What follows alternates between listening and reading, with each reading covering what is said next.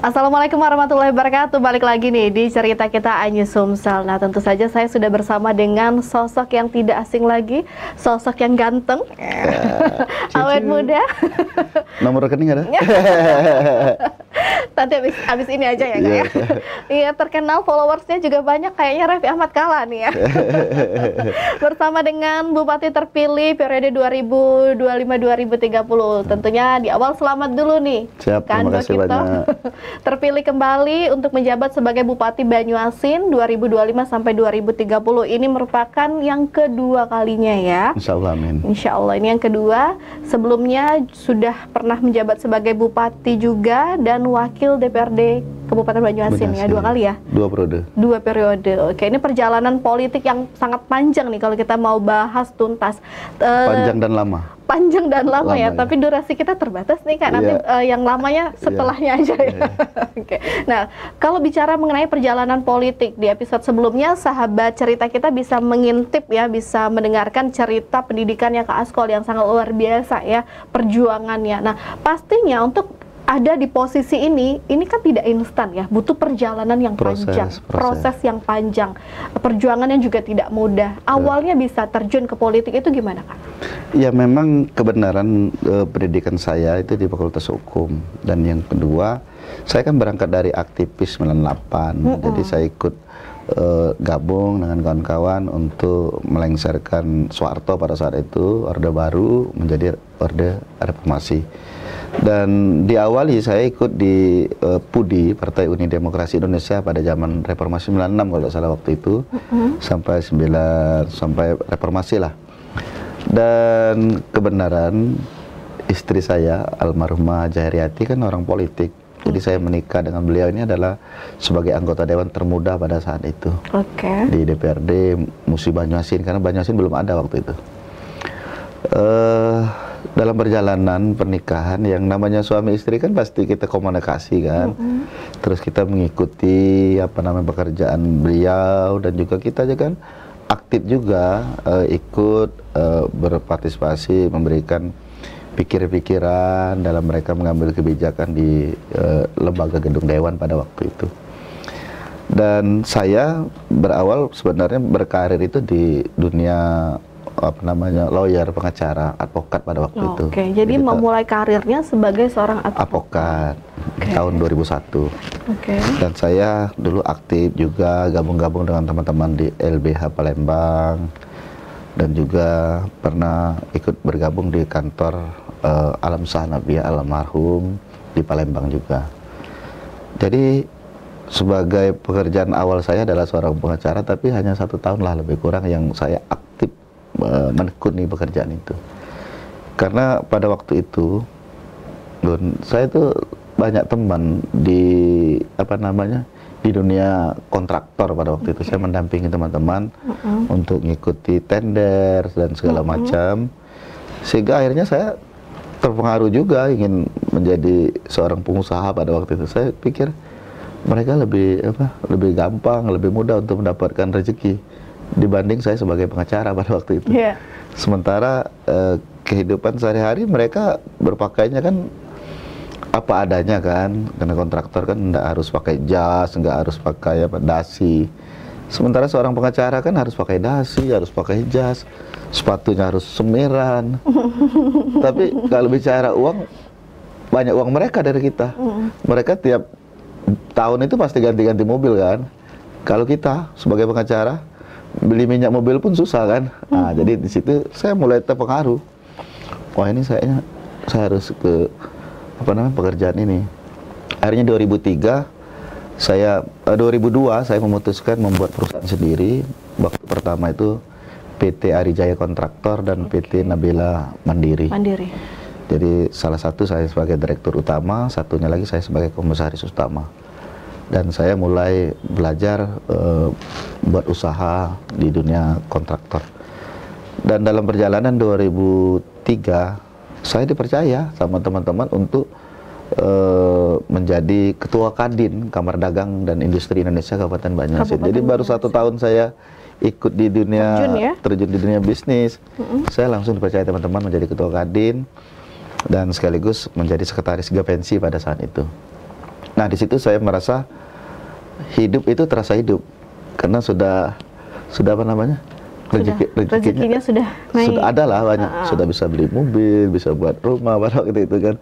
Karena istri saya kan anggota dewan, saya malu kan sama istri, masa saya sebagai suami untuk apa namanya, untuk keperluan kebutuhan rumah tangga kita mengandalkan gaji dari istri, kan tidak mungkin. Dan saya sebagai laki-laki itu kita punya prinsip bahwa kita adalah orang yang diberikan amanah oleh Allah untuk menjadi tanggung jawab untuk mencari nafkah, yang untuk menafkahi anak istri. Sementara istri anggota dewan kan, kalau saya nggak ada pekerjaan kan, otomatis kita akan apa namanya, menerima apa namanya, uang dari istri kan, tidak mungkin. Sebagai laki-laki kan ini suatu hal yang sangat prinsip bagi saya.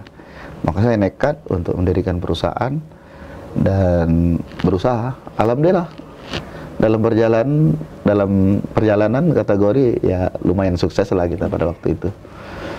Nah, dalam perjalanan kita sebagai kontraktor, kita juga ternyata banyak juga pergaulan dengan teman-teman politik. Kebetulan istri jaga politik.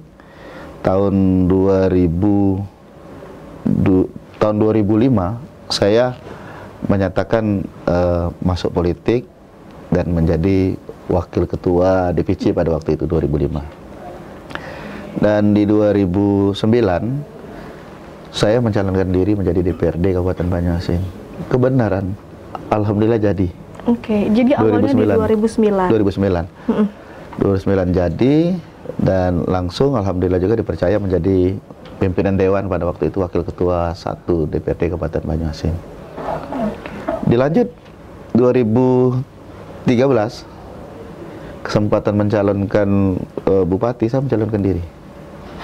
Padahal waktu itu musuh anak incumbent bupati sebelumnya. Alhamdulillah kalah, Gun. Ini coba-coba awal ya? Enggak coba-coba, memang calon beneran. Kalah. Terus 2013 kalah, 2014 saya dipaksa lagi untuk calon DPRD. Pada waktu itu saya nggak begitu tertarik lagi untuk calon DPRD. Saya ingin melanjutkan di dunia usaha sebenarnya, tapi wali kotanya waktu itu Pak Edi Santana Putra, kebenaran ketua DPD PDI Perjuangan Provinsi Sumatera Selatan, saya diminta beliau untuk calon diri kembali. Alhamdulillah terpilih kembali di 2014 menjadi wakil ketua DPRD Kabupaten Banyuasin. Oke. Ya kalau kita kenalnya udah lama ya kayak dari sebelum jadi bupati ya. Betul. Dari, pertama kali kita ketemu pada saat mancing nih, pemirsa sahabat cerita kita ya. Betul. Ketemu mancing. Nah, itu masih 2015 itu. Ya 2015 ya. Saya masih ingat. Masih ingat ya. Iya. Nah, itu. Tapi Anggun kayaknya lebih cantik sekarang dari dulu. Kita mungkin proses waktu ya. Oke. Nah, itu waktu itu saya jadi lupa nih karena dibilang cantik kan. Jadi waktu itu kan belum jadi bupati ya, masih jadi wakil ketua DPRD Banyuasin ya. Nah, pada saat itu kan akhirnya Kak Asko mencoba lagi, akhirnya terpilih sebagai 2018 ya. 2018 terpilih menjadi bupati Banyuasin. Nah, yang beratnya itu di mana, masa-masa beratnya? Apakah memang pada saat-saat pilkada itu atau seperti apa sih, Kak? Iya, yang paling berat itu ya masa kampanye. Karena kita perlu waktu yang banyak, kita perlu uang yang banyak untuk biaya kampanye, dan juga kita bagaimana bersikap, bertindak, melakukan, mencari simpatik masyarakat untuk supaya mereka memilih kita. Dan sebenarnya pada waktu itu yang paling penting di dalam pemilihan kepala daerah itu kan masalah finansial. Sementara kita pada waktu itu saya tidak begitu banyak uang pada waktu itu untuk membiayai kampanye. Bayangkan pada waktu itu kita bisa gotong royong dengan teman-teman. Tapi alhamdulillah syukur kita banyak tim yang sangat solid lah, yang setia, yang kompak. Sehingga kesulitan-kesulitan yang kita alami pada masa kampanye itu bisa teratasi semua. Alhamdulillah. Banyak orang tidak percaya juga, teman-teman kepala daerah yang lain, bahwa kita hanya mengeluarkan uang yang sangat minim lah untuk. Oke, boleh kali di-spill berapa sih? Iya, kalau pada waktu itu nyalon jadi bupati perlu duit berapa sih? Ya, kalau kata orang-orang ya bisa 50, bisa 100 miliar itu baru bisa jadi bupati. Tapi kalau saya tidak. Saya menghabiskan lebih kurang 3,4 miliar memang. Sangat kecil sekali. Tapi itulah faktanya. Kita bisa terpilih menjadi bupati. Padahal waktu itu pasangan calonnya banyak, 5 pasang. Ada 5? 5 pasang pada waktu itu. Dan orang hebat-hebat semua. Ada seorang kiai, ada seorang politisi ulung. Pada saat itu ada Pak Aswar Bedui, ada Pak Haji Arkoni, ada Haji Agus Salam, dan ada almarhum Kiai Haji Buya Tamrin, dan tokoh-tokoh semua itu. Saya apalah pada waktu itu, orang biasa. Dan alhamdulillah, makanya saya sampaikan berkali-kali bahwa ini kemenangan, ya kemenangan masyarakat, ya kemenangan atas kebesaran dan kuasa Allah. Makanya saya tadi sampaikan, tidak ada yang tidak bisa dan tidak ada yang tidak mungkin kalau Allah sudah berkehendak. Jadi tugas kita hanya menjalani, kita berdoa dengan sebaik-baik, dan yang paling penting tanamkan niat yang tulus dan ikhlas bahwa kita mau calon bupati ini adalah untuk mengabdi pada masyarakat, pada bangsa dan negara. Itu yang paling terpenting. Selebihnya nanti Allah yang memberikan jalan untuk kita menuju kemenangan dimaksud. Jadi kalau dibilang Mbak Anggun tadi, apa kesulitan, apa keberatan? Sebenarnya kalau Allah sudah membantu, tidak ada yang sulit lagi sebenarnya. Yang membuat kita sulit kan pikiran kita saja, Mbak Anggun. Kalau sudah dapat berkah lah ya, berkah Allah, ridho Allah lah, ya sudah, semuanya akan terasa mudah, semuanya akan baik-baik saja, seperti itu kan. Dan itu saya ngalami betul. Jadi yang paling penting itu sebenarnya bukan kita mempersiapkan uang yang banyak, bukan kita mendapatkan rekomendasi partai yang banyak, tapi yang paling penting itu bagaimana kita bisa mendapatkan ridho Allah. Itu yang paling penting. Karena pada waktu itu saya tidak begitu banyak partai yang mendukung, termasuk yang sekarang juga. Tapi semuanya bisa. Artinya saya berkesimpulan, partai itu hanya untuk memenuhi syarat kita di dalam pencalonan.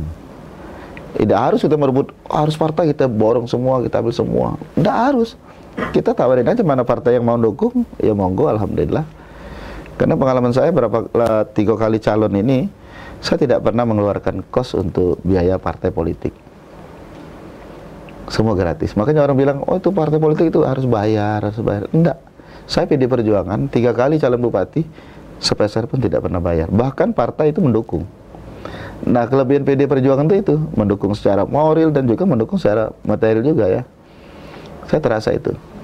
Makanya kita bangga dengan Ibu Megawati Soekarno Putri, walaupun beliau banyak diserang, caci maki, beliau tetap kuat. Karena itu tadi pertolongan Allah, karena saya tahu betul dengan Ibu Megawati ini orang yang tulus, ikhlas untuk partai, untuk bangsa dan negara. Dan saya sebagai kader dari tahun 2002 sampai hari ini tidak sedikit pun saya melihat ada celah di situ. Jadi kalau kata orang partai PD Perjuangan harus sekian banyak, saya enggak. Saya tidak pernah ngalami itu. Jadi saya tetap komit, konsisten di PD Perjuangan ke depan. Oke. Ini artinya menarik nih ya Kak ya. 3 kali ini sama PDI Perjuangan, betul, ya. Betul. Nah kalau di luar sana mungkin ada juga nih ya yang keluar masuk partai. Betul. Kalau udah sukses lupa nih sama partainya. Betul. Tapi Kak Askol ini yang lengket ya, yang awet. Ini kenapa nih, tipsnya apa nih supaya awet sama partainya? Jadi kan gini, hidup ini yang paling penting kan kita punya prinsip. Prinsip ini penting, harus kita pegang. Kalau saya punya prinsip, kita harus setia. Kalau dalam bahasa cinta itu kan setia. Kalau bahasa ilmiah itu komitmen, konsisten. Kalau bahasa agama kita kan istiqomah. Tapi ini kan semuanya kan sama. Intinya intinya sama, hakikatnya sama. Jadi kita harus setia, kita harus komitmen, kita harus konsisten, dan kita harus istiqomah. Dan ini yang paling terpenting di dalam dunia politik. Komitmen itu paling penting. Jadi kalau sudah komitmen, kalau sudah konsisten, ya pasti kita punya nilai. Dibandingkan orang yang pindah-pindah partai, itu pasti beda. Pasti beda, integritasnya dipertanyakan juga. Makanya saya tetap komitmen dan konsisten di partai PDI Perjuangan. Dan kebenaran juga PDI Perjuangan itu sifatnya partai yang sangat merangkul pengurus dan memberikan motivasi untuk bagaimana kita untuk mengurusi bangsa dan negara, bagaimana kita mengurusi masyarakat kita. Karena Ibu Megawati selalu memberikan pencerahan pada kita. Itu kalau sudah dapat jabatan, urusi rakyatmu itu, jangan hanya di kantor doang katanya, jangan hanya untuk memperkaya diri sendiri, itu diurusi masyarakatmu tuh ada yang kelapar atau enggak, jalannya seperti apa, itu rumah-rumah yang gubuk itu harus kamu bedah, harus kamu benari itu. Itulah tugas hakikatnya sebagai seorang pemimpin, kata beliau. Jadi dari situ kita ya terenyuh lah dengan apa yang disampaikan Ibu. Jadi bukan jadi pemimpin itu bukan hanya untuk gagah-gagahan, untuk bukan jadi sombong, bukan untuk jadi kita bermewah-mewah. Dan kami selalu diajarkan itu. Dan diajari terus sama Ibu, setiap pertemuan pasti Ibu bilang seperti itu. Makanya kita tanamkan niat yang tulus, ikhlas untuk rakyatmu itu. Karena amanah itu dari Allah, dari bangsa dan negara, untuk kita untuk berbuat kebaikan lah untuk masyarakat kita. Oke, saya ini jadi salah satu saksi perjalanannya Kak Asko yang belum jadi bupati waktu itu sangat low profile. Sekarang udah jadi bupati juga masih sangat humble ya, tidak ada rasa sombong, kebanggaan sendiri. Biasanya tuh suka sombong gitu ya Kak. Iya, tadi kan sudah saya bilang, bahwa kita ini hakikatnya kan bukan siapa-siapa. Kita ini tidak ada daya upaya. Kita ini manusia biasa, semuanya sama. Pembeda kita itu kan hanya keimanan dan ketakwaan kepada Allah dan ilmu yang mereka miliki. Nah, jabatan ini kan sesaat. Dan itu pasti berakhir. Apa sih yang mau kita sombongkan? Apa yang mau kita besar-besarkan, kita bangga-banggakan? Selain semua itu adalah milik Allah. Jadi kalau kita sadar itu, tidak mungkin kita sombong. Jadi kalau ada orang yang sombong, orang yang merasa angkuh, pasti dia lupa bahwa itu bukan milik dia, bukan karena Allah. Dan itu mungkin dia merasa dirinya paling hebat. Kalau kita nggak ada hebatnya, banyak pelajaran yang paling berharga yang kita dapatkan dari berita-berita. Banyak orang hebat jatuh, orang yang sukses dia hancur. Sudah berapa kali jadi ini jadi itu, ternyata akhirnya jadi seorang yang hina. Nah ini kan sebab pilihan apa kita mau seperti itu? Kan jawabannya kan tidak. Artinya apa? Kejadian-kejadian ini adalah pelajaran bagi kita. Mau nggak kita belajar itu? Jadi belajar itu bukan hanya di formal bangku kuliah saja, Gun. Jadi kita juga harus belajar dari semua kejadian-kejadian yang ada di lingkungan kita maupun di luar lingkungan kita. Dan itu pelajaran berharga dari Allah. Tinggal kita mau nggak belajar, mau nggak kita berpikir. Jawabnya harus, kita tidak ada pilihan. Setelah kita masih hidup, kita harus belajar itu. Belajar terus. Bagaimana orang ini dari dia tidak sukses bisa sukses. Karena orang itu banyak nggak sukses sampai akhir hayat. Ada lagi dia sukses jatuh, sukses lagi jatuh. Ada lagi nggak sukses terus. Dan ketiga-tiganya harus kita pelajari semua. Ini ada apa? Dan pasti ada apa? Ada kenapa ini? Kan sebab akibat itu pasti. Jadi kita jangan aja belajar dengan orang yang sukses saja, tapi kita belajar juga dengan orang yang tidak sukses. Ada apa? Kenapa dia? Bagaimana cara dia berpikir? Bagaimana cara dia berbuat? Bagaimana cara dia menjalani sebuah kehidupan? Bagaimana prinsip hidupnya? Pasti ada pembeda itu. Makanya salah satu yang aku temukan, orang yang sukses pasti orang yang baik. Ada orang sukses tidak baik, dia pasti jatuh. Nah, jadi ini hal yang prinsip, masalah konsisten tadi. Kenapa Pak Sekolah ini tidak pindah ke partai lain? Tidak mungkin. Saya harus komitmen konsisten dengan partai yang saya yakini. Oke, jadi selamanya akan sama PDIP. Betul. Jadi saya termasuk tipe orang yang setia. Oke, kalau sama partai politiknya setia ya. Kalau sama yang lainnya. Iya, namanya kan prinsip hidup. Prinsip hidup ya. Kalau prinsip hidup itu ya namanya prinsip ya, komitmen, konsisten kan. Itu kaitan dengan integritas seseorang. Itu karakter. Dan karakter ini sebenarnya ada dengan orang masing-masing kan. Jadi kalau di partai aja setia, apalagi yang lain kira-kira. Bercanda. Tapi saya terus terang secara pribadi, manusia biasa pasti ada sisi gelap, ada sisi kelemahan, ada sisi kurang bagusnya lah kira-kira. Tapi ya kita jujur juga akui betul itu. ada sisi-sisi yang gelap lah. Dan nobody's perfect ya Kak. Ya, tapi masing-masing. Tergantung orang menilai kita. Kalau orang suka sama kita kan pasti semuanya baik. Ya. Begitupun sebaliknya. Sebaliknya, kalau orang tidak suka, kita jelaskan seperti apapun, mereka tidak akan tetap suka sama kita. Jadi ya sudahlah, ngapain kita repot-repot mikirkan itu. Yang penting kita teruslah berbuat kebaikan itu.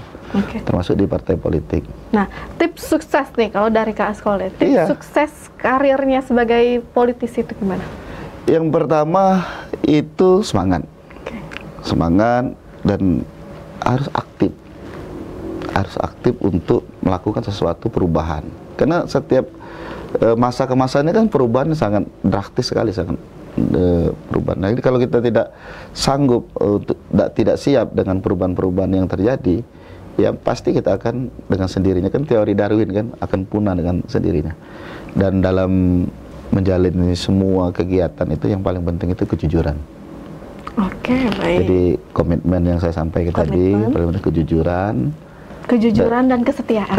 Ya kalau ya komitmen itu kan setia kan? Ya, kalau komitmen kan setia. Ya, komitmen kesetiaan. Sama kan? Sama ya, komitmen konsisten. Ya, persamaannya tadi ya. Kalau setia ini kan selalu diidentikan dengan percintaan. Kalau komitmen konsisten kan identik dengan akademisi kan, ilmiah, bahasa ilmiah. Kalau istiqomah ini kan bahasa agama, tapi hakikatnya kan sama. Saya tetap seperti ini. Inilah diriku, seperti itu kan. Jadi yang paling penting itu. Jadi jujur, dia komitmen, yang setia kata Mbak Anggun tadi, dan dia aktif, dan dia harus menerima menerima perubahan-perubahan yang ada. Jadi yang paling penting kita ikhlas, ditambah lagi ikhlas, sabar, dan bersyukur. Selesai. Jadi kalau ikhlas itu apapun yang terjadi, ya kita harus terima. Itu sudah kehendak Allah. Seperti saya kan pernah gagal, ikhlasin aja. Orang yang merasa sakit itu kan karena dia tidak ikhlas. Kalau dia ikhlas, sakitnya pasti hilang. Bayangkan saja, saya kalah jadi bupati 2013. Sakit. Tapi ketika saya nyatakan dalam diri saya ikhlaskan bahwa ini pelajaran, rasa sakit itu hilang. Yang kedua sabar aja. Pasti Allah memberikan jalan yang terbaik untuk kita. Betul. Dan yang ketiga syukuri apa yang sudah ada. Ikhlas, sabar, dan syukur. Iya, ikhlas, sabar, syukur. 3 ini kuncinya untuk mencapai kesuksesan. Tapi di samping itu harus berusaha dan berdoa, ikhtiar. Betul. Nah, tadi yang saya tangkap ada perubahan ya, tadi ya Kak ya. Betul. Harus membawa perubahan ya. Semuanya ini berubah. Keimanan pun berubah. Jadi dia tidak tidak flat ya. Jadi semuanya berubah. Fisik kita juga berubah. Betul. Semuanya berubah.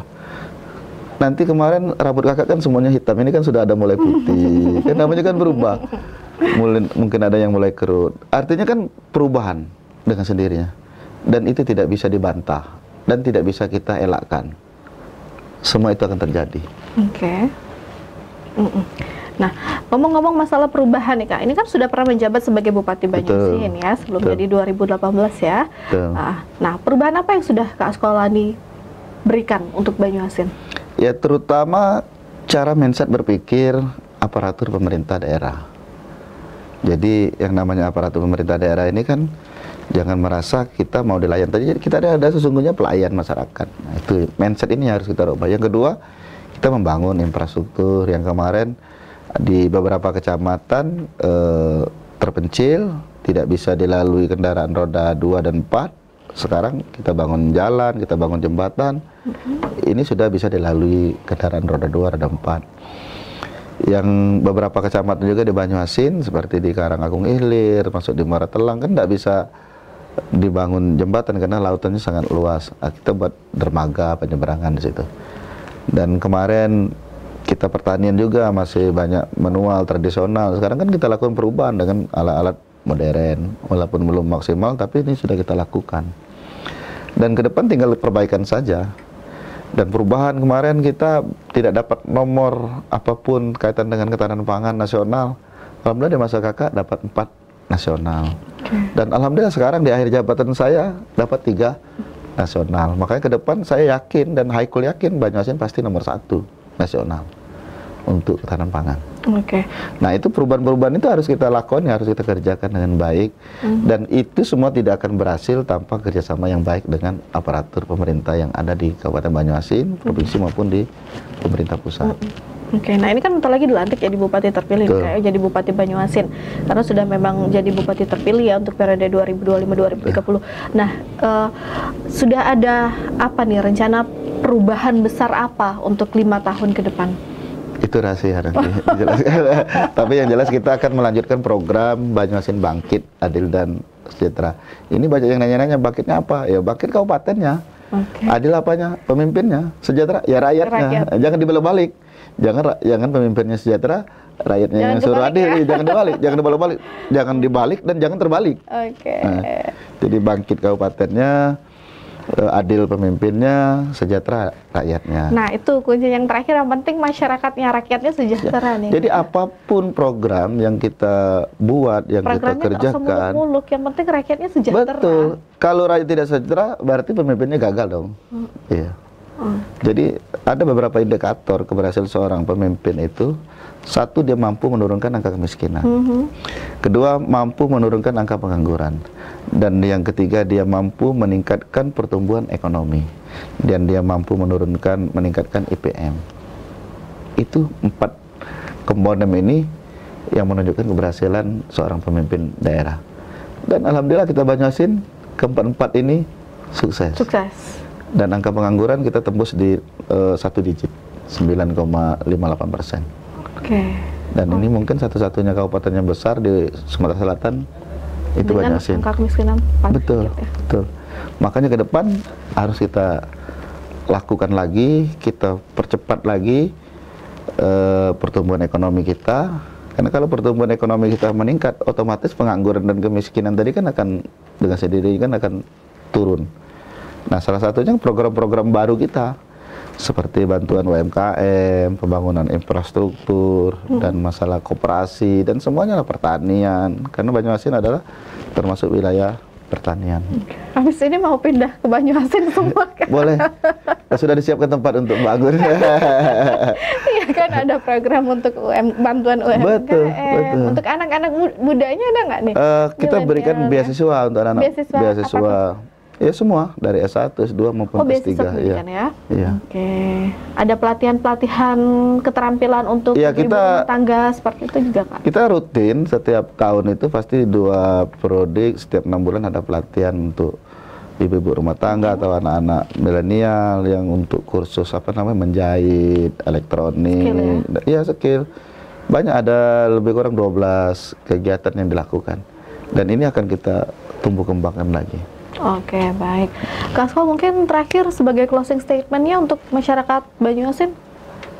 Ya, untuk masyarakat Kabupaten Banyuasin khususnya dan masyarakat Provinsi Sumatera Selatan, yang paling penting kita tetap semangat, jaga persatuan kita, kekompakan kita, dan teruslah belajar. Dan belajar itu bukan hanya pendidikan formal saja, namun juga belajar dengan kehidupan sehari-hari baik dengan diri kita maupun orang lain maupun di lingkungan kita semuanya, dan semuanya itu adalah pelajaran untuk kita. Dan tentunya teruslah kita semangat dan teruslah yakin dan percaya bahwa apa yang kita lakukan pasti akan mendapatkan pertolongan dari Allah Subhanahu wa Ta'ala. Terus semangat, Banyuasin bangkit, adil dan sejahtera. Terima kasih Mbak Gun. Terima kasih Kak Asko sudah mampir di cerita kita Anya Sumsel. Oke. Selamat ya untuk kejayaannya sebagai Bupati Banyuasin kembali menjabat di 2025 sampai dengan 2030. Mudah-mudahan ini akan banyak lagi perubahan-perubahan besar di Kabupaten Banyuasin. Amin. Jadi warga Banyuasin. Jadi ya, masuk kakak ya. Jadi. Oke, terima kasih Kak Asko. Sampai jumpa kembali. Oke, makasih. Baik, saya Agun Prisma. Sampai bertemu kembali di cerita kita Anya Sumatera Selatan. Bye-bye. Dadah.